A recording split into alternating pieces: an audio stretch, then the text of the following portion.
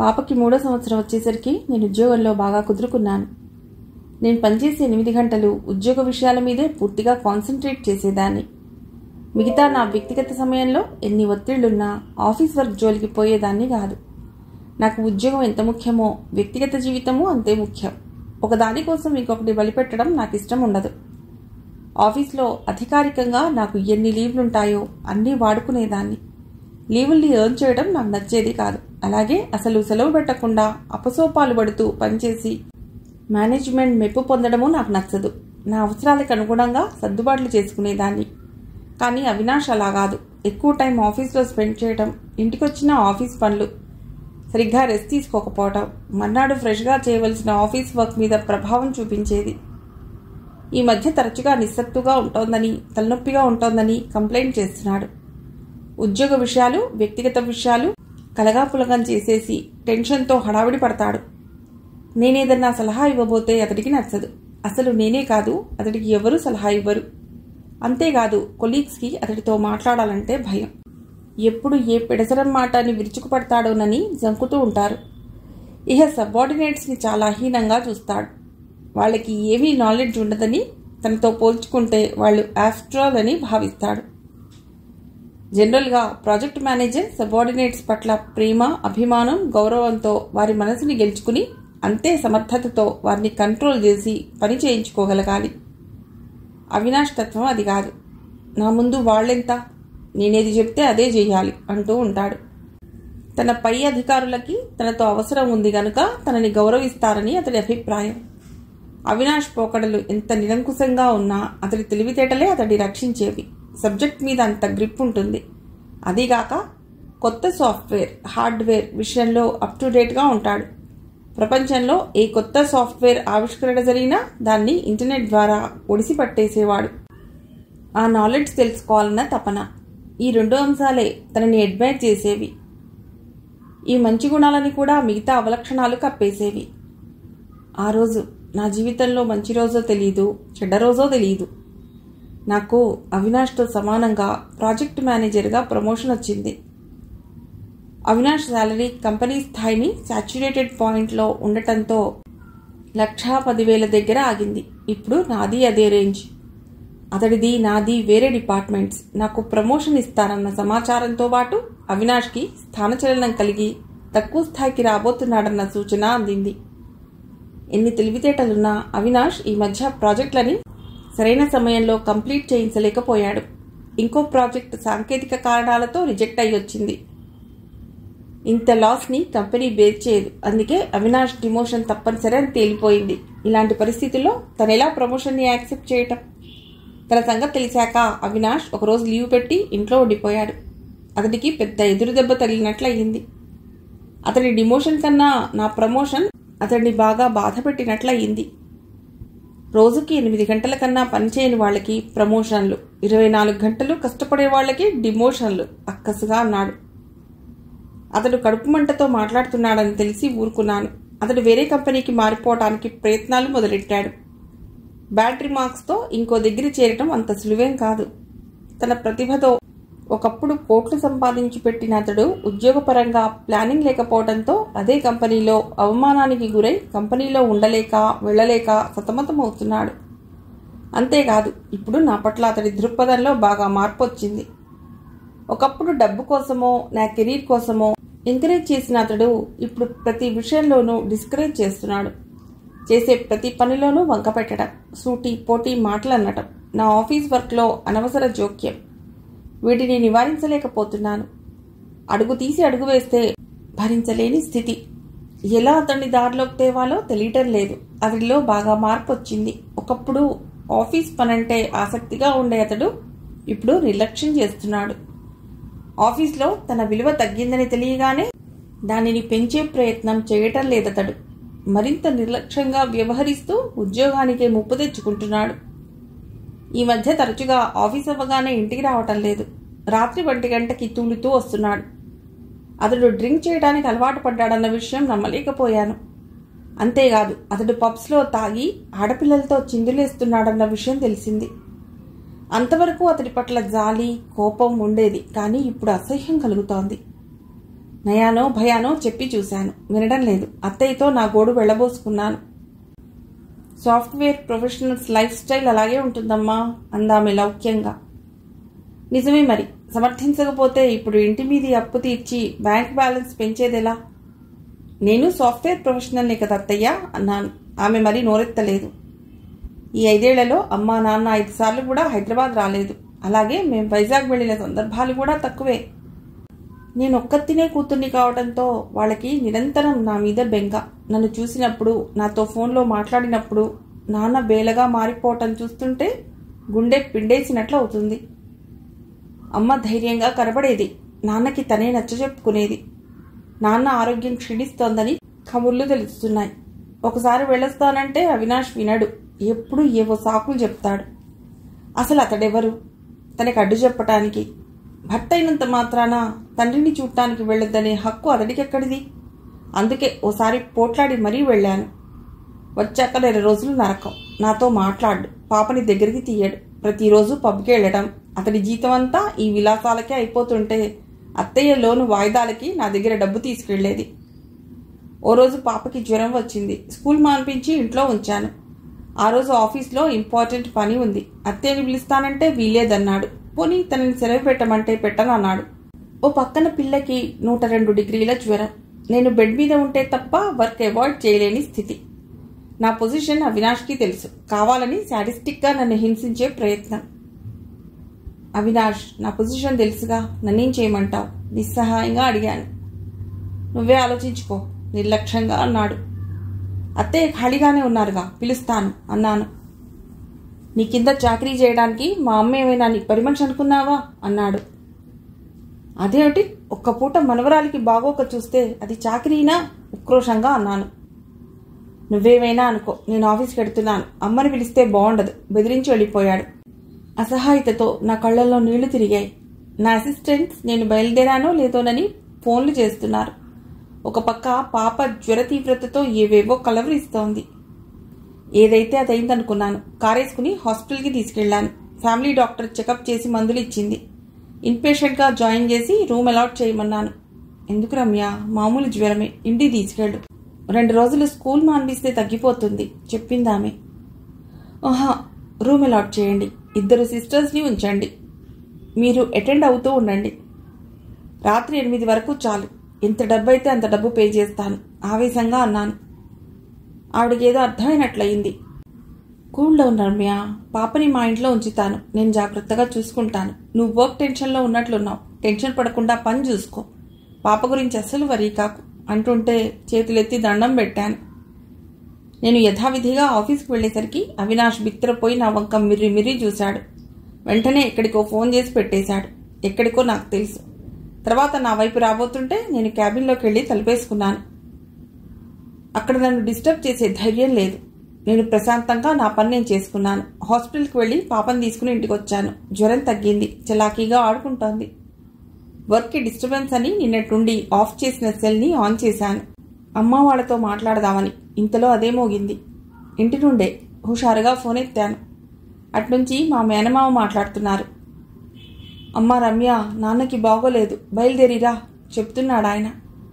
వెనక నుండి వినబడుతున్న రోదనలు అవి నా కళ్ల ముందు చీకటి వలయాలు సృష్టించాయి. ఏమైంది నాన్నకి? కలలోలాగా అడిగాను. Heart attack. ఎక్కడున్నారు? హాస్పిటల్లో. నువ్వెంత త్వరగా వీలైతే అంత త్వరగా బయలుదేరు. నాన్న హాస్పిటల్లో ఉంటే మీరింటి దగ్గర ఏం చేస్తున్నారు? ఎవరు ఏడుస్తున్నారు? అటువైపు కాసేపు నిశ్శబ్దం. నువ్వు బయలుదేరి రారా.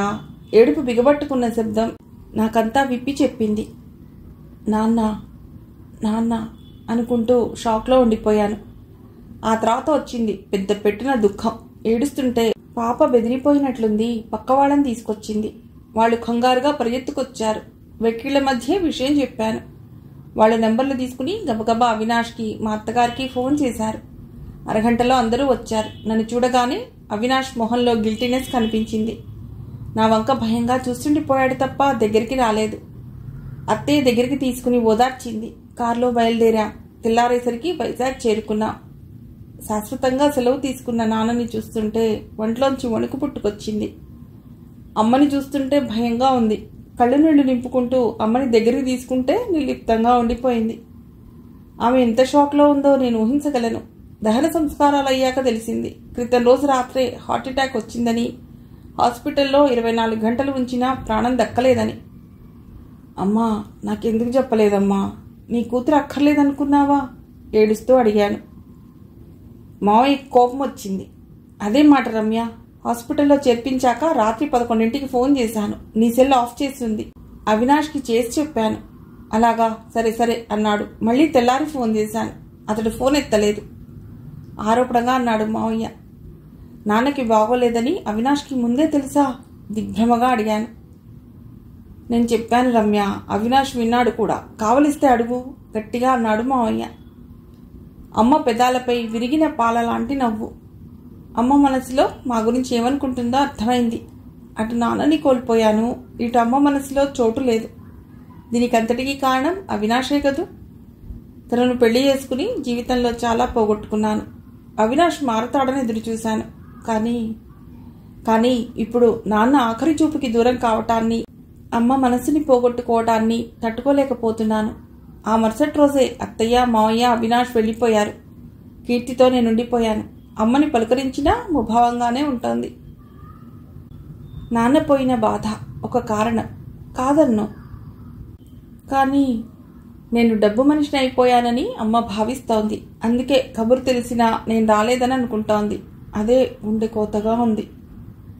అవినాష్తో నన్ను వెళ్ళమని మావయ్యతో కబురు పంపింది. రెస్పాన్సిబుల్ పోస్టెట్గా నువ్వు వెళ్ళు రమ్య, సెరమనీ రోజు వద్దువు గాని, మావయ్య తడబడుతూనే అన్నాడు. నేను 2 చేతులు జోడించి, ఇంకా హింసించొద్దు మావయ్య అన్నాను. ఆయన నొచ్చుకున్నారు. మీ అమ్మ చెప్పమందని అన్నానమ్మా, నువ్వు ఉంటానంటే ఎంతకన్నా కావాల్సిందే ఉంది అన్నాడాయన. సెరమనీకి అవినాష్ వచ్చాడు. అంతా సవ్యంగా జరిగిపోయింది. ఇంకో 4 రోజులు ఉంటానన్నాను. అప్పటికీ నా మనసులో ఏవో అస్పష్టమైన ఆలోచనలు. త్వరగా వచ్చేయమని, అక్కడ ప్రాజెక్ట్ వర్క్ పెండింగ్లో ఉందని హెచ్చరించి వెళ్ళాడు అవినాష్. 4 రోజులు అమ్మతో ఉన్నాను. ఆ రోజు మావయ్య కారేసుకుని వచ్చి అమ్మ లగేజ్ అంతా సర్దించాడు. ఎక్కడికి మావయ్య? విస్మయంగా అడిగాను. అమ్మ ఒక్కతే ఎలా ఉంటుంది? నాతో తీసుకెడతాను అన్నాడు. అమ్మ బాధ్యత నాది, నేను తీసుకెడతాను. అవినాష్ సంగతి తెలిసినా దృఢ నిశ్చయంతో అన్నాను. ఒకే కడుపున పుట్టి పెరిగిన వాళ్ళం, వాడికి బాధ్యత ఉందిలేమ్మా, అమ్మ స్పష్టంగా చెప్పింది. మరి నేను నీ కడుపునే పుట్టాను కదమ్మా, ఏడుపు బిగబట్టుకుంటూ అన్నాను. రమ్య, ఇప్పుడు నీ కుటుంబం వేరు, నీ ఆలోచనలు, అభిప్రాయాలు వేరు, మనుషులకి మీరిచ్చే విలువలు వేరు. అక్కడ నేను ఇమ్మడలేనమ్మా, ఖచ్చితంగా అంది. నాకు చెళ్ళున చరిచినట్లయింది. విరిగిపోయిన అమ్మ మనస్సు ఆమె ప్రతి మాటలోనూ కనిపిస్తోంది. నేనెక్కడికి వెళ్ళను, ఇక్కడే ఉంటాను మొండిగా అన్నాను. అలాగైనా అమ్మని ఆపొచ్చని. మంచిదమ్మా, నువ్వు హక్కుతోనే ఉండొచ్చు. మీ నాన్న ఈ ఇల్లు నీ పేరునే రాశారు అంది అమ్మ. తెల్లబోయాను నేను ఆ ఉద్దేశంతో అనలేదమ్మా, కంగారు పడ్డాను. ఎంత చెప్పినా అమ్మ వినిపించుకోలేదు, వెళ్ళిపోయింది. నాకు జీవితం అంతా శూన్యం ఆవరించింది. దానిలోంచి ఒక విధమైన మొండితనం. అవినాష్ ఫోన్ చేశాడు. ఇంకా ఎన్నాళ్ళక్కడ రావా?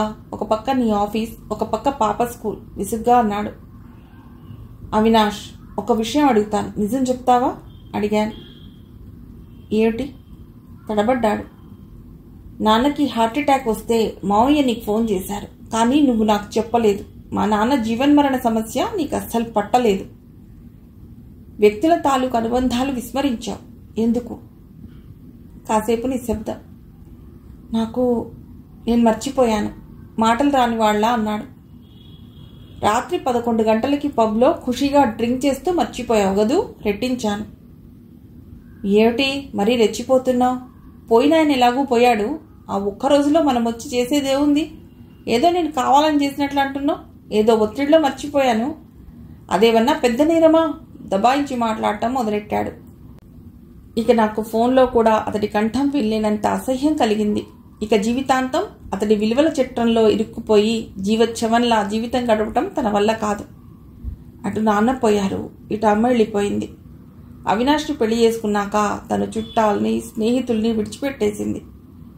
ఇక మిగిలింది ఒకే ఒక్క అనుబంధం అవినాష్. అతడిని కూడా విడిచిపెట్టేసి తను జీవించగలదా? పాప వచ్చి మెడ చుట్టూ చేతులు వేసి ఊగుతూ ఉండటంతో ఈ లోకంలోకి వచ్చాను. జీవించాలి, తప్పదు. తనకి ఏ అనుబంధాలు లేవని ఎలా అనుకుంది? తన మీదే ఆధారపడిన ఈ పాపని పెంచి పెద్ద చేయవలసిన బాధ్యత తన మీద లేదా? గుండె దిటువు చేసుకున్నాను. నేను హైదరాబాద్ వెళ్ళలేదు. ఇంటర్నెట్లో నా రిజిగ్నేషన్ పంపించేశాను. తిరుగుటపాలో అవినాష్ వచ్చాడు. రకరకాలుగా బెదిరించాడు. బెదిరించాడు. నేను లేకపోతే తనకెంత బాధో చెప్పలేదు. తను లేకపోతే నేనెన్ని తిప్పలు పడతానో చెబుతున్నాడు. అన్నిటికీ తట్టుకుంటానన్నాను. తిట్టి వెళ్ళిపోయాడు. ఆ తర్వాత భర్తతో కాపురం చెడగొట్టుకోవద్దని ఒక్క మావయ్యే ఒకసారి వచ్చి చెప్పి వెళ్ళిపోయాడు తప్ప నాకేం బోధనలు చేయలేదు. అప్పటికి అర్థమైంది, ప్రపంచాన్ని వదిలేసి ఇంతవరకు నేను ఒక్కదాన్నే నాదైన లోకంలో ఉండిపోయానని. నేను పాపతో ఉండిపోయాను. మేమిద్దరమే. అంతా ఒంటరితనం, వెంటాడే ఒంటరితనం. ఇప్పటి వరకు కాలంతో పోటీపడి పరిగెత్తిన నేను ఇప్పుడు విరక్తి భూతానికి చిక్కి విలవిలలాడుతున్నాను. ఏ పని చేయబుద్ధి కాని నిరాసక్తత. నా కెరీర్, పాప చదువు, డబ్బు, కుటుంబ ఖర్చులు అసలేమీ పట్టించుకోబుద్ధి కావటం లేదు. రోజు పనమ్మాయి క్యారేజీ తెచ్చి ఇస్తోంది. ఇల్లు ఊడ్చి అన్ని పనులు చేసి పెడుతోంది. నేను తెచ్చుకున్న డబ్బు వస్తోంది. అక్కడ హైదరాబాద్లో నా పేరున ఫిక్స్డ్ డిపాజిట్స్, బ్యాంక్ బ్యాలెన్స్ ఇవేవీ ఆలోచించే బుద్ధి కావటం లేదు. పాపని చూస్తుంటే దుఃఖం వస్తోంది. పోషణలేమితో చిక్కి శల్యమైంది. ఆటలు లేవు, చదువు లేదు. ఎప్పుడూ నీరసంగా ఉండే అమ్మ. ఏం చేయాలో ఆ పసిదానికి తోచడం లేదనుకుంటా. కాసేపు టీవీ చూడటం, మిగతా సమయం వీధి మెట్ల మీద కూర్చుని వచ్చే పోయే వారిని మౌనంగా చూడటం. నా గుండె చెరువైపోతోంది. నేను డిప్రెషన్కి గురయ్యాను. నాకు తెలుస్తోంది దేని మీద ఆసక్తి లేదు. ఇన్నాళ్లుగా బిగబట్టుకున్న మొండి ధైర్యపు కవచాలు బదాబదలైపోయి నైరాస్యం ప్రవాహంలా దూకుతోంది. ఎదిరించే ధైర్యం లేక దానికి లొంగిపోయి బేలగా చూస్తున్నాను. అమ్మా నాన్న గుర్తొస్తుంటే మనసంతా మెలితిప్పినట్లయి ఒక్కటే బాధ. ఒక్క కూతుర్నై కూడా వారి బాగోగులను పట్టించుకోలేదు. సరికదా, కనీసం అప్పుడప్పుడు కళ్ళబడి సంతోషం కలిగించలేకపోయాను. ఇప్పుడు నా భవిష్యత్తు అంధకారంలా అనిపిస్తోంది. దీని నుండి బయటపడాలని బలంగా అనిపించినప్పుడల్లా లేచి కూర్చుని పాపని దగ్గరకు తీసుకుని ఏవో కబుర్లు చెప్తున్నాను. కానీ సాయంత్రం అయ్యేసరికి గుబులు, భయం. ఆ రోజు దీపాల వేళయింది. పనమ్మాయి పనిచేసి అంతకుముందే వెళ్ళిపోయింది. కనుచీకట్లు పడుతున్నాయి. ప్రకృతి అంతా మసక మసకగా మారుతోంది. బయట వరండాలో పాప కూర్చునుంది. లేచి లైట్ వేయాలనుంది. లేవలేకపోతున్నాను. కన్నీళ్లు అకారణంగా ఉప్పొంగుతున్నాయి. ఆ చీకట్లో పొడుగ్గా ఓ ఆకారం. ఎవరది? కళ్ళు చిట్లించి చూశాను. అమ్మా, బాబాయ్ అంట. పాప గొంతు. బాబాయ్యా? ఎవరు? గుర్తుపట్టలేక అడిగాను. ఆ ఆకారం చీకట్లో తడుపుతూ స్విచ్ బోర్డు వెతికి లైట్ వేసింది. గదంతా ఫ్లోరోసెంట్ తెల్లదనం. ఆ వెలుగులో కనిపించాడు నా ఫ్రెండ్ అవినాష్ తమ్ముడు, నా అత్తమామల చిన్న కొడుకు. పాపకి బాబాయే, సందీప్. బిత్తరపోయి చూస్తున్నాను. సందీప్ అసహనంగా, కోపంగా, బాధగా, విసుగ్గా ఉండే ఒకప్పటి సందీప్ ఇప్పుడు చిరునవ్వుతో నా దగ్గరకు వచ్చాడు. ఎంతో పెద్దరికంగా, ఆత్మీయంగా. ఎలా ఉన్నారు? మార్తవంగా అడిగాడు. ఏడ్చేయాలనుంది. వాడి భుజం మీద తలవాల్చి ఏడ్చేయాలనుంది. నా బాధలన్నింటినీ చేత్తో తీసి వాడి భుజాలకెత్తి నేను హాయిగా ఉండాలనుంది. అమ్మా, బాబాయే ఆర్చి తీసుకెడతారంట. సందీప్ చేయి వదలకుండా పట్టుకునంది పాప. నేనేం మాట్లాడలేకపోతున్నాను. వాడి ముందు నేను కుంచుకుపోతున్నట్లుంది. ఈ 5 ఏళ్లలో వాడు నన్ను మర్చిపోయి ఉంటాడనుకుని నేను సందీప్ని మర్చిపోయాను. కానీ నేను కష్టంలో ఉన్నప్పుడు పరామర్శకొచ్చాడు. మర్చిపోలేదు. సంబరంగా అనుకున్నాను. కోపం పోయిందా అడిగాను. నవ్వాడు. అల్లరితనం పోయి హుందాతనం కూడిన నవ్వది. మరి నాకు ఫోన్ చేయలేదు ఆరోపణగా అన్నాను. మీ జీవితం ఎలాగో అన్నయ్య జీవితంతో ముడిపడింది.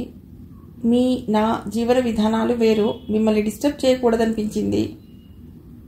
మరిప్పుడు బాధగా అడిగాను. నేను ఎప్పటికప్పుడు అన్నీ తెలుసుకుంటూనే ఉన్నాను. నిజమా అన్నట్లు చూశాను. తలాడించాడు. మనం తాతయ్య దగ్గరికి వెడదాం చెప్పాడు. నేను ఎక్కడికి రాను. ఏ బరువులు తలకెత్తుకునే ఉద్దేశం లేదు కఠినంగా అన్నాను. బరువు తగ్గించాలనే వదినా శాంతంగా అన్నాడు. నన్ను ప్రశాంతంగా వదిలే. సందీప్ పాపవి నావి లగేజ్ సర్దడం చూసి అన్నాను. రేపు ఉదయం బయలుదేరితే భోజనాల టైంకి ఊరు చేరుకుంటా పాపతో అన్నాడు. అది గంతులేస్తూ చప్పట్లు కొట్టింది. నాకు వాళ్ళెవరూ తెలియదు. ఇక అందరితో వినయంగా, ఒద్దిగ్గా, చాదస్తంగా గడపడం నాకు రాదు, కోపంగా అన్నాను. సందీప్ వినిపించుకున్నట్లే లేడు. ఊరు గురించి పాపకి ఒక్కటే ముచ్చట్లు. నేను రాను గట్టిగా అరిచి చెప్పి సందీప్ సర్దిన సూట్ కేసులో బట్టలు మంచం మీదికి విసిరిగొట్టాను. సందీప్ తలెత్తి చూశాడు. కోపం వచ్చిందనుకున్నాను. మొహం ప్రశాంతంగా ఉంది. నా చేయి పట్టుకుని కుర్చీలో కూర్చోబెట్టాడు. తను పక్కనే ఉన్న కుర్చీలో కూర్చుని, నేనున్నాను వదినా, నన్ను నమ్మండి. మీకు బాధ కలిగించేదేదీ చెయ్యను. అక్కడ మిమ్మల్ని ఎవ్వరూ ఇబ్బంది పెట్టరు. మీ ఇంట్లో మీరుందరు కానీ మీరు పిలిస్తేనే ఎవరైనా మాట్లాడతారు, సరేనా అన్నాడు. లాలనగా ఉన్న, స్పష్టంగా, వచ్చి తీరక తప్పదన్నట్లున్న అతడి కంఠస్వరం నన్ను మాట్లాడనీయలేదు. విసిరేసిన బట్టలన్నీ పాప తెచ్చిస్తే సందీప్ మళ్లీ సర్దాడు. వాళ్ళిద్దరూ అలా గలగలలాడుతూ మాట్లాడుతుంటే నన్ను పట్టి పీడించిన ఒంటరి భూతం భయంతో వెనక్కి వెనక్కి తగ్గినట్లనిపిస్తోంది. మావయ్యకి ఫోన్ చేసి విషయం చెప్పాను. నీ ఇష్టం ముభావంగా అన్నాడాయన. పక్క గదిలో సందీప్ పడుకున్నాడన్న ధైర్యంతో చాలా రోజుల తర్వాత మంచి నిద్ర పట్టింది. తెల్లవారుజామున 5ంటికి అలారం మోగటంతో మెళకువ వచ్చింది. గబగబా లేచి స్నానం చేసి పాపని తయారు చేశాను. ఇంటికి తాళాలు వేసి అమ్మ ఫ్రెండ్ అయిన పక్కింటి ఆంటీకి తాళం ఇచ్చి అమ్మకి అందజేయమన్నాను. నా కారులో బయలుదేరా. సందీప్ డ్రైవింగ్ సీట్లో కూర్చున్నాడు. పాప ముందు కూర్చుంది, నేను వెనకాల. డ్రైవింగ్ నేర్చుకున్నావా అడిగాను. మీ కంటికి నేను ఇంకా చిన్నపిల్లవాళ్ళ కనిపిస్తున్నానా చిరుకోపంగా అడిగాడు. కాదా మరి అన్నాను. ఉదయపు చిరుగాలి ఆహ్లాదంగా మొహాన్ని స్పృశిస్తుంటే ఎన్నో రోజుల తర్వాత కాలు బయట పెట్టానని గుర్తొచ్చింది. కానీ నా జీవితం ఏ మలుపు తిరగబోతోంది? అకస్మాత్తుగా భయం ఆవరించింది. కానీ నన్నుగా నిలబెట్టడానికి సందీప్ చాపిన స్నేహహస్తం నాలో ధైర్యాన్ని కలిగించింది. మధ్యాహ్నం 2 గంటలకల్లా నాయుడుపాలెం చేరుకున్నా. ఊరిని చూడగానే మంత్రముగ్ధురాలనయ్యాను. పచ్చని పంట పొలాలు, ఊరి మొదట్లో చెరువు, గుడి, తీర్చిదిద్దినట్లున్న ఇళ్ళు, ఇంటి ముందు రంగవల్లులు, ప్రతి ఇంట్లో పళ్ళ చెట్లు. కారు వెళ్ళి ఓ అందమైన పొదిరింటి ముందు ఆగింది. సందీప్ కార్ డోర్ తెరుస్తూ వెల్కమ్ హోమ్ ఆప్యాయంగా అన్నాడు. నేను నవ్వుతూ దిగాను. పెద్ద స్థలంలో చిన్న ఇల్లు చూడముచ్చటగా ఉంది. ఇంటి ముందు ఖాళీ స్థలంలో పద్ధతిగా పెంచబడిన పూల మొక్కలు కంటికింపుగా అనిపించాయి. 2 బెడ్రూమ్ల ఇల్లు మాత్రం ఆధునికత, సాంప్రదాయాల మేళవింపుతో సౌకర్యాలకు అనుగుణంగా కట్టబడి ఉంది. సందీప్ ఇంటి తాళాలు నాకిస్తూ, ఇక నుంచి ఇది మీ ఇల్లు, మేమందరం మీ అనుమతితో ఉండవలసిన వాళ్ళమే భయం నటిస్తూ అన్నాడు. ఆలోచిస్తాలే అభయం ఇస్తూ అన్నాను. ధన్యవాదాలు. ఎయిర్ ఇండియా బొమ్మ లెవెల్లో వంగి దండం పెట్టాడు. పాపైతే చాలా సంతోషంగా ఉంది. అప్పుడే పక్కింటి పిల్లలతో నేస్తం కట్టేస్తోంది. మరి దీని చదువు దిగులుగా అడిగాను. దేశంలో కోట్లాది పిల్లలు పల్లెల్లోనే చదువుతున్నారు వదినా చెప్పాడు. తలాడించాను. పాప చదువుకి పునాది ఇక్కడి నుంచే పడాలి.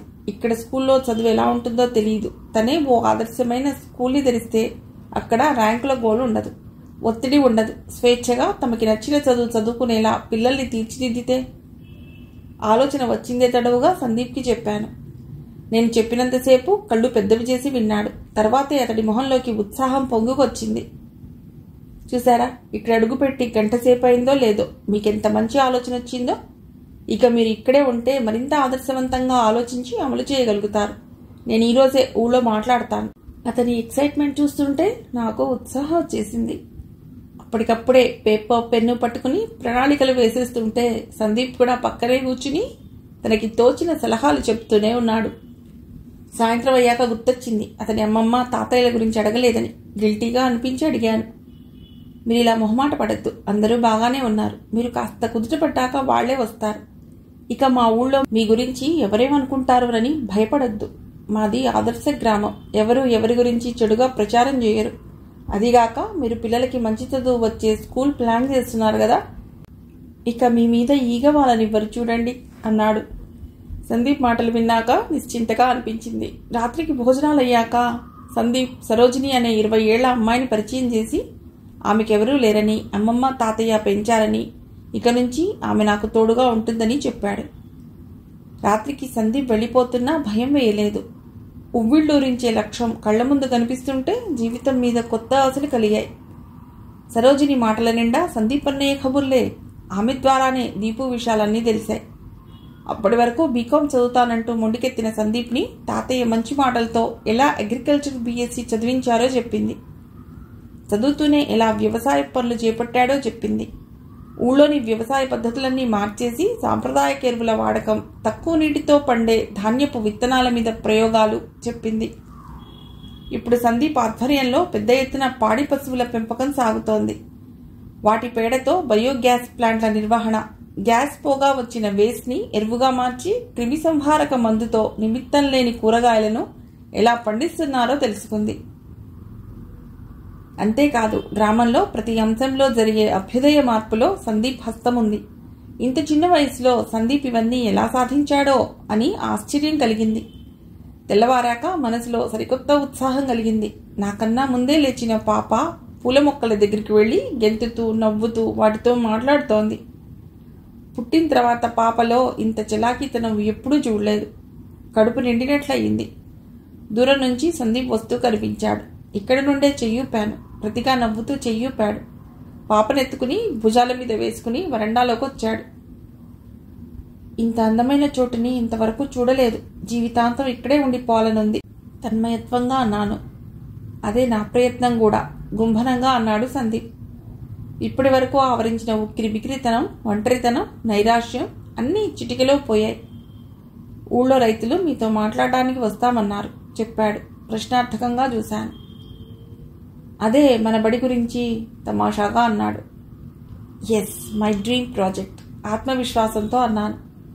దాని గురించే ప్లాన్, ఫండ్స్ అన్నీ మాట్లాడుకోవాలిగా. పొద్దెక్కితే మళ్ళీ పొలం పనులతో వాళ్ళ హడావిడి వాళ్ళకుంటుంది అన్నాడు. సరేనని లోపలికి వెళ్ళి అరగంటలో స్నానాధికాలు ముగించొచ్చాను. 7 రైతులు 10 మంది వరకు వచ్చారు. నేను వారికి పరిచయం లేకపోయినా రాగానే బాగున్నావా అమ్మా అంటూ ఆప్యాయంగా పలుకరించారు. అందరం వరండా చీడీల మీద కూర్చున్నాం.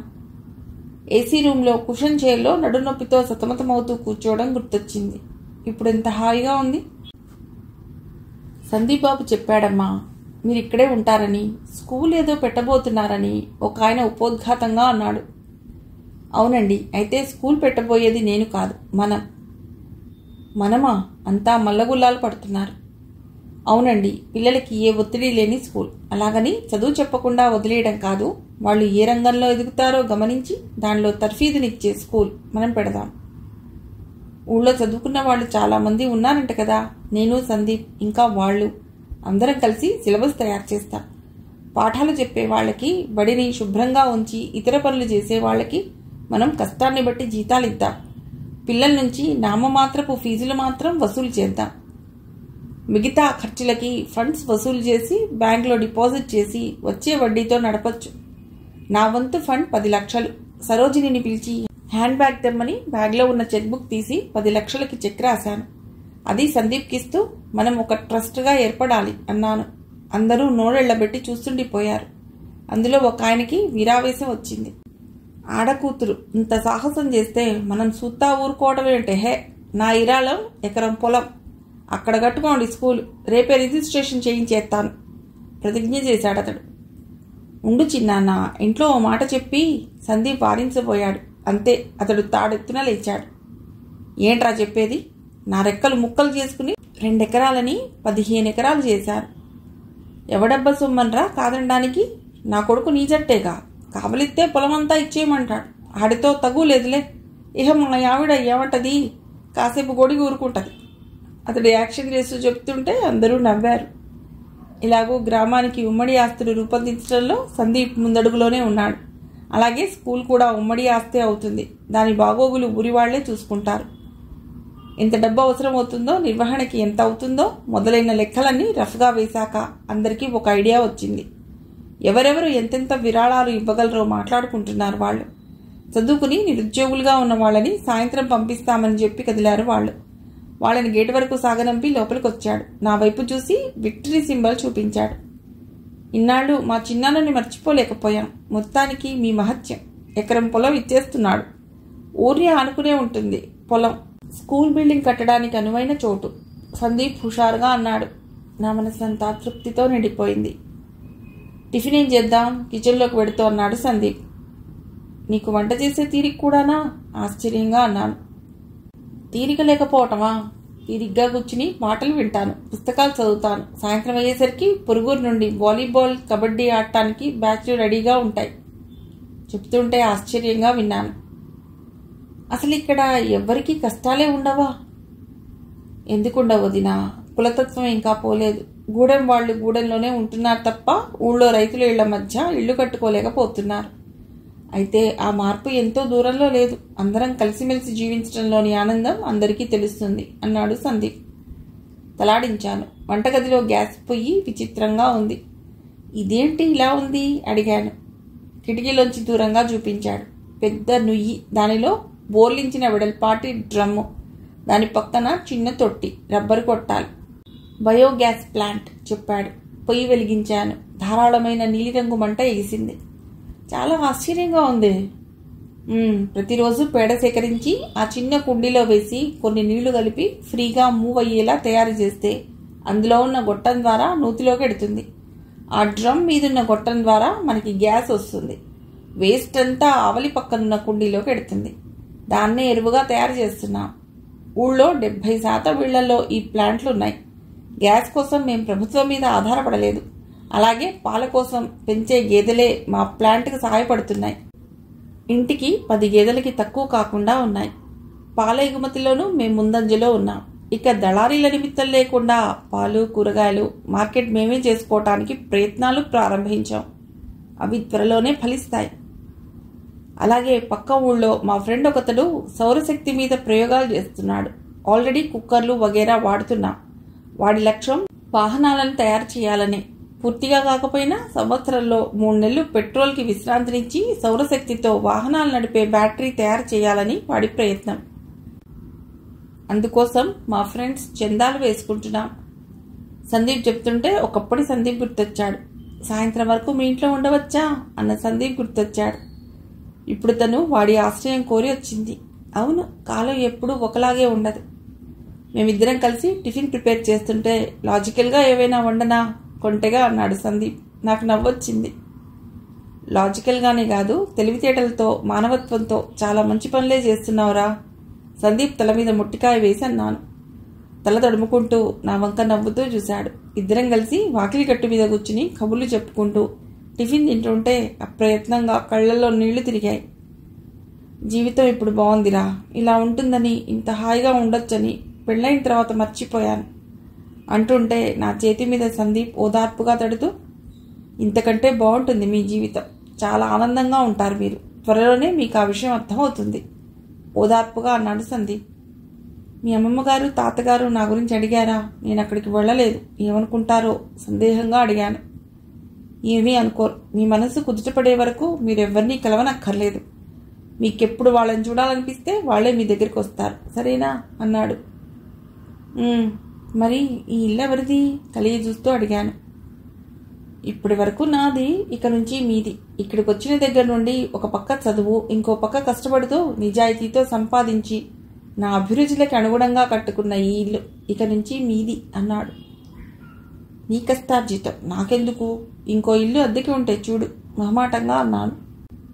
1 నిమిషం హట్ అయినట్లుగా అనిపించాడు. ఇంకా మీ నా తేడాలేంటి వదినా? మీ కష్టార్జితం 10 లక్షల చెక్కు నా చేతికిస్తే నేను ఇలా అన్నానా? మీ కష్టార్జితం మీద నాకు హక్కు ఉన్నట్లే సంతోషంతో తీసుకోలేదు అన్నాడు. ఓ ఐఎమ్ సారీ. ఇక నుంచి ఇది నా ఇల్లు ఆనందంగా మరోమారు ఇంటిని చూసుకుంటూ అన్నాను. నవ్వేశాడు. చిన్నవాడివైనా నీ ఇన్స్పిరేషన్తో జీవితం చక్కదిద్దుకోవాలని ఉంది. నీ ఎండ నాకు పాపకి ఉంటే చాలు, జీవితం గడిపేస్తాను అంటుంటే అవినాష్ గుర్తొచ్చి గొంతుణికింది. అక్కడ ఎలా ఉన్నాడో, ఏం చేస్తున్నాడో ఆలోచిస్తుంటే బాధగా ఉంటుంది. కానీ పాప కోసం తను జీవించాలి. పాపకి చక్కటి జీవితాన్ని ఇవ్వాలి. అది తన ముందున్న లక్ష్యం. సందీప్ ఆ రోజంతా నా దగ్గరే ఉండి ఆ కబుర్లు ఈ కబుర్లు చెప్తుంటే కాలమే తెలియలేదు. ఇక సాయంత్రం అయ్యేసరికి చదువుకున్న వాళ్ళు చాలా మంది వచ్చారు. అంతా 30 ఏళ్ల లోపు వాళ్లే. ఆడవాళ్లు కూడా ఆ బ్యాచ్లో ఉండటం ఆనందం అనిపించింది. అందరం కలిసి స్కూల్ కోసం ప్రణాళికలు సిద్ధం చేశాం. ప్రభుత్వానికి పర్మిషన్కి అప్లై చేయాలని, రాబోయే విద్యా సంవత్సరం నుండే స్కూల్ ప్రారంభించాలని కృతనిశ్చయం అయ్యాం. నేను ఇక్కడికి వచ్చి వారం గడిచింది. కాలం గిర్రున తిరిగింది. అలాగని హడావుడిగా ఉక్కిరి బిక్కిరయ్యేలా లేదు. ఒక్కో రోజు గడుస్తుంటే నిన్న మళ్ళీ వస్తే బాగుండననిపించేలా ఉంది. ఆ రోజు సందీప్ వచ్చినప్పుడు అన్నాను, ఊళ్ళో అందరూ తాతయ్య అమ్మమ్మల గురించి పొగడమే, నేను ఇంత వాడిగా తీర్చిదిద్దిన వాళ్ళని చూడాలని ఉంది అన్నాను. వెడదామా, ఆ మాట కోసమే ఎదురు చూస్తున్నట్లుగా ఉత్సాహంగా అన్నాడు. వాళ్ళకి మునిమనువరాల్ని చూడాలని ఆశగా ఉండదు అన్నాను.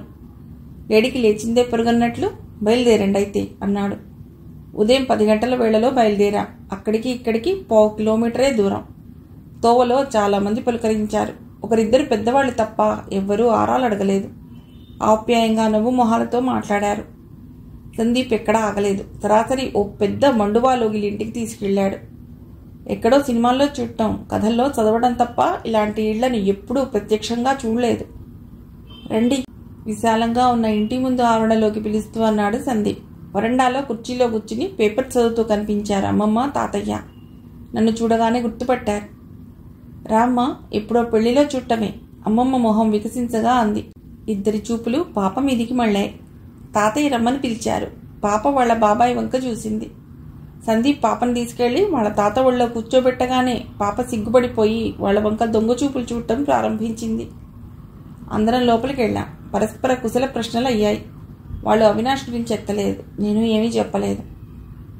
నువ్వు ఇక్కడ స్వేచ్ఛగా ఉండొచ్చు, నీకు బంధనాలేవీ ఉండవు. కాకపోతే నువ్వు ఎలక్ట్రానిక్స్ ఫీల్డ్లో చదివావు. నీ చదువు కోసం ప్రభుత్వం ఎంతో ఖర్చు చేసింది. అంటే ప్రజల సొమ్మేగా. వారు ఆ చదువుని ప్రజల కోసం ఉపయోగించొద్దు. సరే, స్కూల్ ఆదర్శవంతంగా నడపొచ్చు. ఆ తర్వాత నువ్వు నేర్చుకున్న విద్య ద్వారా నీ చుట్టుపక్కల వాళ్ళకి నువ్వేం చేయగలవో ఆలోచించు. తాతయ్య అంటుంటే మనసంతా ఉత్తేజితమైపోయింది. ఏదో ఒకటి సాధించాలన్న తపన బయలుదేరింది. వారి చేతుల్లో పాపని చూడగానే నిశ్చింతగా అనిపించింది. మహాపట్టణంలో లక్షలు సంపాదిస్తున్న టైంలో పాపకి ఒంట్లో బాగోనప్పుడు చూసే నాథుడు లేక హాస్పిటల్లో వదిలేయడం గుర్తొచ్చింది. నేను అదో రకంగా మారిపోవటం చూసింది అమ్మమ్మ. ఇక్కడ ఈ గ్రామం పద్ధతి ప్రకారం దుఃఖాల్ని, బాధల్ని పక్కకు పెట్టి ఎప్పుడూ సంతోషంగా ఉండటం కోసమే అందరూ ప్రయత్నిస్తారు. మేము ఈ వయసులో కూడా ఇంత ఉల్లాసంగా ఉండటానికి కారణం మాకు బాధలు ఏమీ లేవనా? మాకు తగ్గ బాధలు మాకు ఉంటాయి, కానీ పనిలో పడి మర్చిపోతాం. ఈ ప్రపంచంలో ప్రతి ఒక్కరూ ప్రేమాభిమానాల కోసం మొహం వాచిపోయి ఉన్నారు. ప్రేమని పంచడమే మన పని. ఆశించొద్దు. అప్పుడు రెట్టింపుగా దొరికే అభిమానాన్ని ఆస్వాదించడమే. నిన్ను బాధించే జ్ఞాపకాలను వదిలే సంతోషంగా ఉండటానికి ప్రయత్నించు. నేను నీకు ఒకటే చెప్తానమ్మాయి, బాధలో ఉన్నప్పుడు తిన్నా పంచదార తీయగానే ఉంటుంది తప్ప చేదుగా ఉండదు అంది. వాళ్ళెందుకు అలా చెప్తున్నారో అర్థమైంది. ఈ చిన్నాడు ఇక్కడికి వచ్చినప్పుడు చాలా బాధాద్వేషాలతో వచ్చాడు. వాడికి అకారణంగా నీ మీద ఏర్పడ్డ వైషమ్యాన్ని చూసి మేమిద్దరం ఎంతో నొచ్చుకున్నాం. సంవత్సరం తిరిగేసరికి వాడిలో మార్పు వచ్చింది. ఎప్పుడు నిన్నే తలుచుకునేవాడు, కానీ నిన్ను కలవాలని ఎప్పుడూ ప్రయత్నించలేదు. ఎందుకంటే మన ప్రభావం పడితే వదినలో డిస్టర్బెన్స్ రావచ్చు. అది అన్నయ్యకి నచ్చకపోతే వాళ్ళిద్దరూ వేరు కావటం ఊహించలేననేవాడు. అదీగాక వాడిలో కూడా పట్టుదల ఉండి ఉంటుంది. తన జీవితంలో ఎదిగాక కనిపించాలని తాతయ్య అన్నాడు. నేను ఆప్యాయంగా ఆ చిన్నాడి వంక చూశాను. సందీప్ నా కళ్లకు ఎన్నో రెట్లు ఎదిగిపోయినట్లు కనిపిస్తున్నాడు. ఆ రోజంతా సందడిగా గడిచింది. తాతయ్య, సందీప్ అతి లాఘవంగా వంట చేసి వడ్డిస్తుంటే ఆనందంగా అనిపించింది. పెద్దవాళ్ళిద్దరూ పాతకాలం మనుషులే అయినా వారి దృక్పథాలు ఎంత అభ్యుదయకరంగా ఉన్నాయో తెలుస్తోంది. ముఖ్యంగా వ్యక్తి స్వేచ్ఛకి వారిచ్చే గౌరవం. తిరిగొచ్చేటప్పుడు మళ్ళీ మళ్ళీ ఇక్కడికి రావాలనిపించింది. అది గమనించినట్లుంది అమ్మమ్మ. నీ ఏకాంతాన్ని గౌరవించాలని నువ్వు అక్కడ ఉండటానికి ఏర్పాటు చేశామే తప్ప నీకు ఎప్పుడు రావాలనిపిస్తే అప్పుడు వచ్చి వెళ్ళొచ్చు. ఇది నీ ఇల్లే అంది. నేను ఇక్కడికి వచ్చి 2 నెలలు అయింది. ఒత్తిడితో కాకుండా ఉత్సాహంతో, కాలంతో పోటీ పడుతూ స్కూల్ నిర్వహణ పనులు శరవేగంగా సాగిపోతున్నాయి. ఇంకో పక్క తాతయ్య చెప్పిన సూచన మనసులో మెదులుతోంది. ఎలక్ట్రానిక్స్ పరికరాల విడిభాగాలు తయారు చేసే కంపెనీ గురించిన ఆలోచన తలెత్తింది. అది లార్జ్ స్కేల్ ఇండస్ట్రీ అవుతుంది. అప్పుడు చాలా మందికి ఉపాధి దొరుకుతుంది. ఇలాంటివే 2-3 ఆలోచనలు చేస్తున్నాను. ఆ రోజు సందీప్తో పనిపడి కబురు పంపాను. సందీప్, తాతయ్య కలిసి ఊరెళ్ళారట. అమ్మమ్మ దగ్గరికి వెళ్ళాను. ఏ ఊరెళ్లారో అమ్మమ్మకి తెలియదంట. వాళ్ళకిది అలవాటేనమ్మా. ఏవో ఊరి కోసం శాంక్షన్ చేయించుకునే పనులు ఉంటాయి కదమ్మా, ఇద్దరూ పెడుతుంటారు అందావిడ. వారం గడిచింది. ఇంకా రాలేదు. కనీసం ఫోన్ కూడా లేదు. ప్రతిరోజు ఆప్యాయంగా నా క్షేమ సమాచారాలు కనుక్కునే సందీప్ వారం నుండి కనిపించకపోతే దిగులుగా ఉంది. కనీసం ఫోన్ అయినా చేయొచ్చుగా, అంత బిజీ పనుల్లో ఉన్నాడా? పాప కూడా రోజు వచ్చి సందీప్ గురించి అడుగుతోంది. అవినాష్ పాప విషయంలో ఏనాడు అటాచ్మెంట్ ఫీల్ అవ్వలేదు. ప్రేమ లేకని కాకపోయినా ఎప్పుడూ పాప కోసం సమయాన్ని కేటాయించేవాడు కాదు. అందుకే అన్ని రోజుల నుంచి అతన్ని చూడలేకపోయినా బెంగపెట్టుకోలేదు. మధ్యలో 2-3 సార్లు అడిగింది. నాన్న హైదరాబాద్లో జాబ్ చేస్తున్నారు కదా, సెలవు దొరకలేదని చెప్తే ఊరుకుంది. కానీ సందీప్ గురించి, తాతయ్య గురించి రోజూ అడగడమే. వాళ్ళిద్దరూ బాగా చేరదీసి ఆడిస్తారు. అందుకే వాళ్ళ గురించి అంత ఆరాటం. మనుషులు ఎవరైనా అంతే కదా, ప్రేమించి ఆదరించి అభిమానించే హృదయాల కోసం ఆరాటపడతారు. మానవ జీవన సూత్రం ఈ ప్రేమాప్యాయతల మీదనే ఆధారపడి ఉంటుందనిపిస్తోంది. ఈ 2 నెలల్లో సందీప్ తన పక్కనే ఉండి తన కాళ్ల మీద తను నిలబడి మనసుకి నచ్చిన జీవన విధానాన్ని ఎంచుకోవటానికి సహకరిస్తున్నాడు. మనసుండాలే గాని సహాయం అందించడానికి వయసుతో నిమిత్తమేముంది? ఇప్పుడు అకస్మాత్తుగా సందీప్ కనబడకపోవటం దిగుల్ని కలిగిస్తోంది. కానీ అది లక్ష్యం నుంచి డీవియేట్ అయ్యే దిగులు కాదు. తన పని తను చేసుకుంటూనే సందీప్ గురించిన ఆలోచనలు. పాపతో పాటే వాడు కూడా తన జీవితంలో ఎలా విడదీయరాని భాగమయ్యాడో తలుచుకుంటుంటే ఆశ్చర్యంగా ఉంది. సందీప్ ఇన్నాళ్లు కమ్యూనికేషన్ లేకుండా ఉంటాడని ఊహించలేదు. అందుకే కనీసం అతడి సెల్ ఫోన్ నెంబర్ కూడా తీసుకోలేదు. సరోజినిని అమ్మమ్మ దగ్గరికి పంపి సెల్ ఫోన్ నెంబర్ తెప్పించాను. ఆ రోజంతా ట్రై చేసిన సెల్ స్విచ్ ఆఫ్ అనే వస్తోంది. చివరికి కోపంతో విసుగుతో వాడి గురించి ఆలోచించకూడదనుకుని తల మునకలయ్యే పనులు నెత్తిమీద వేసుకున్నాను. చిత్రంగా పనిలో పడి ఆలోచనలు మర్చిపోయాను కూడా.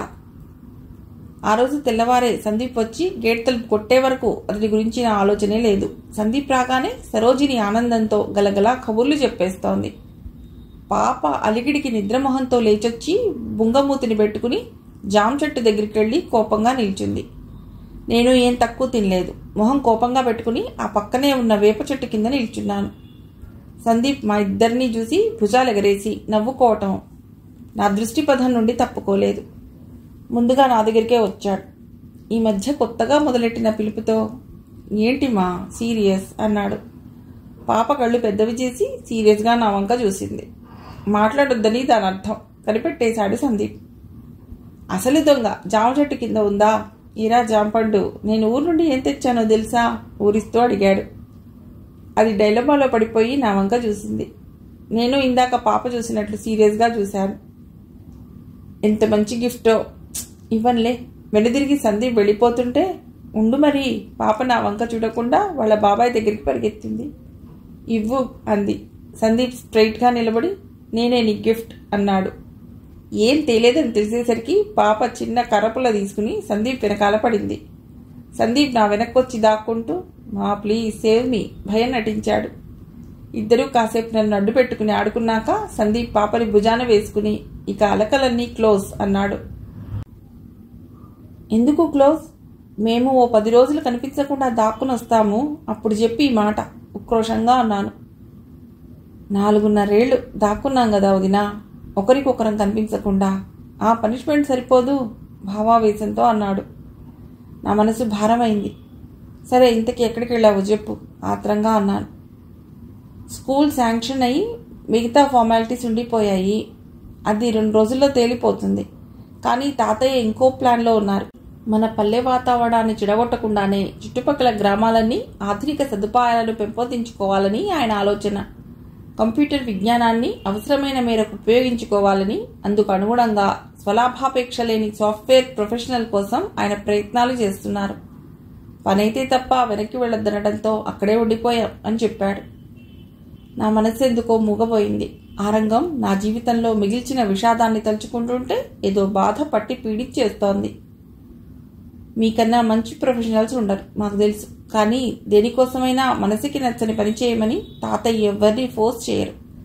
అందుకే మీ దగ్గర చర్చించలేదు. అదీగాక ఇప్పటికీ మీ మీద చాలా బాధ్యతలున్నాయి. ఇది కూడా పెట్టుకుంటే ఒత్తిడి పెరిగిపోతుందని ఆలోచించి ఈ నిర్ణయం తీసుకున్నా చెప్పాడు. అదేం బాధలేదు. ఎవరైనా దొరికారా? వాళ్ళకి అవసరమైతే నా తీరికని బట్టి సాయం చేస్తాను అని చెప్పాను. చాలా నాలెడ్జ్ ఉన్న వ్యక్తి ఒప్పుకున్నారు. ఒప్పించడానికే ఇన్ని రోజులు పట్టింది. మన ఊరి లక్ష్యాలు, మన సుఖ సంతోషాలు అన్నీ చెప్తే అతడు చాలా ఆశ్చర్యపోయారు. అసలు ఇలాంటి ఊరు ఉంటుందా అన్నారు. వచ్చి చూడమన్నా. మాతో పాటే వచ్చారు. అమ్మమ్మ వాళ్ళ ఇంట్లో ఉన్నారు. అతడు ఈ వాతావరణానికి అలవాటు పడ్డాక మీకు పరిచయం చేస్తాను అన్నాడు. నేను తలాడించి ఊరుకున్నాను. ఓకేనా, ఇప్పుడు కోపం పోయిందా అన్నాడు. పోయిందిలే, కానీ ఇలా చెప్పా పెట్టకుండా వెళ్ళిపోయి రోజుల తరబడి ఎక్కడా ఉండిపోకు హెచ్చరించాను. అలాగే బుద్ధిగా తలాడించాడు. 15 రోజులు గడిచాయి. ఉదయం నుండి రాత్రి వరకు బిజీనే. ఇళ్లకెళ్ళి తల్లిదండ్రులతో మాట్లాడి పిల్లల్ని స్కూల్లో చేర్పించటం. ముఖ్యంగా కూడేల్లో ఈ పని కష్టమైంది. 5వ తరగతి దాటిన తర్వాత చదువు చెప్పించటానికి వాళ్ళు సుముఖంగా లేరు. పిల్లల్ని ఏవో పనుల్లో పెట్టడానికే చూస్తున్నారు. అలా చిన్నపిల్లల్ని పనుల్లో పెట్టడం నేరమని, జైలు శిక్ష ఉంటుందని, పిల్లలు చదువుకుని వృద్ధిలోకి వస్తే వాళ్ళ కష్టాలు తీర్తాయని ఇలా రకరకాలుగా చెప్తుంటే బుగ్గన చెయ్యేసుకుని విని ఒకరోజు పంపించి మళ్ళీ మాన్పించేస్తున్నారు. వాళ్ళ చుట్టూ తిరగవలసి వస్తోంది. ఈ పనుల హడావిడితో పడి అమ్మమ్మని చూసి చాలా రోజులైందనిపించి ఆ రోజు ఉదయం 10ంటికి వెళ్ళాను. హాల్లో ఉన్నారంతా. కాగితాల మీద ప్లాన్లు వేస్తున్నారు. వాళ్లలో ఓ కొత్త వ్యక్తి ఉన్నారు. మొహమాటంతో వెనక్కి వెళ్లబోయి ఆగిపోయాను. కళ్ళు పెద్దవి చేసి చూశాను. వెడల్పాటి భుజాల మీదుగా కనిపిస్తున్న చెంపలు, ఒత్తైన జుట్టు. అతను నమ్మలేనట్లు అక్కడే నిల్చున్నాను. ముందుగా నన్ను చూసింది తాతయ్య. రామ్మ, అక్కడే ఆగిపోయా? సందీప్ నీకు చెప్పే ఉంటాడు. ఈయనే ఆ కంప్యూటర్ ప్రొఫెషనల్ బాబు. ఈమె మన బడి వ్యవస్థాపకురాలు. పరిచయం చేశారు తాతయ్య. ఆ పరిచయంలోనే తెలిసింది మా హద్దులేంటో. నేను మౌనంగా నమస్కరించాను. అవినాష్ మొహం కళావిహీనమైంది. ముభావంగా తలంచుకున్నాడు. కానీ నేనిది జీర్ణించుకోలేకపోతున్నాను.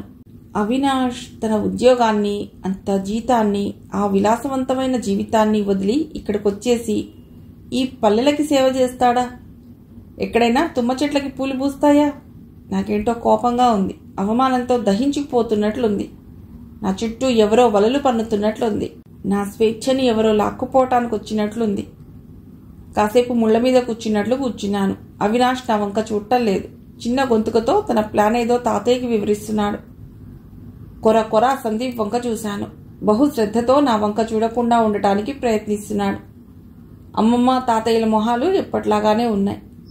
నేను పెడతాను. చటుక్కున లేచి నిలబడ్డాను. అవినాష్ ఒకసారి నా వంక తలెత్తి చూసి మళ్ళీ తలదించుకున్నాడు. భోంచేసి వెళ్ళమ్మా అమ్మమ్మ అంది.